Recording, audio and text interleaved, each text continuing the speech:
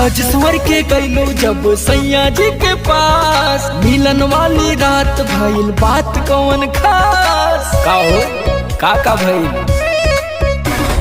सज स्वर के गईलो जब सैया जी के पास, मिलन वाली रात भइल बात कौन खास। दैया में लुट गई कोठरिया में जाई के, दैया में लुट गई कोठरिया में जाई के, राजा रस लूट लियो रे। का भइल? रसगुल्ला खिलाई के। अच्छा राजा रस लूट लियो रे, रसगुल्ला खिलाई के। स्पंज वाला रहल का?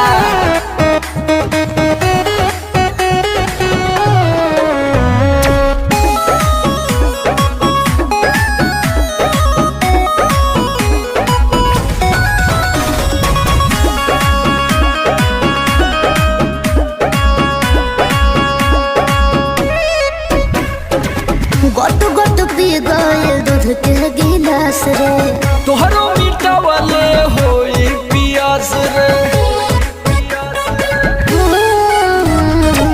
गोट गोट पी गए दूध के गिलास रे, तोहरो मिटावले होई पियास रे।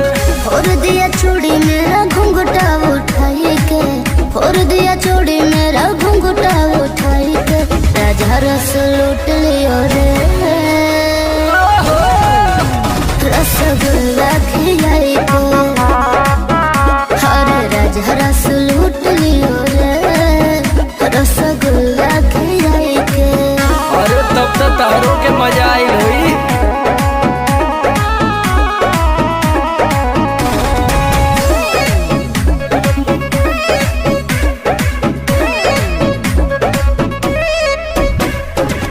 अपने भी जगह दिया हमको भी जगाया, पातर कुमार तोहर होई भवाया। रात जगा हो गइल का?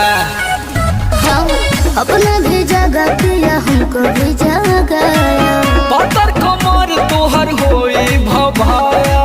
दिल खुश कैले समर को रसोताई के, धन हो गनी नीतिन लौकी के पाई के, राजा रस लूट लियो रे। हाय हाय हाय हाय रसगुल्ला खिलाई के, हरे राजा रस लूट लियो रे, रसगुल्ला खिलाई के। अरे सिरवा में से उठाई के दे दल का हो? प्यारे दोस्तों, आप सभी को मेरी डांस वीडियो अच्छी लगी होगी। आप सभी ने बहुत शेयर किया होगा, बहुत प्यारा, ढेर सारा प्यार दुलार दिया होगा मेरे डांस वीडियो को। आप सभी को अच्छी लगी होगी।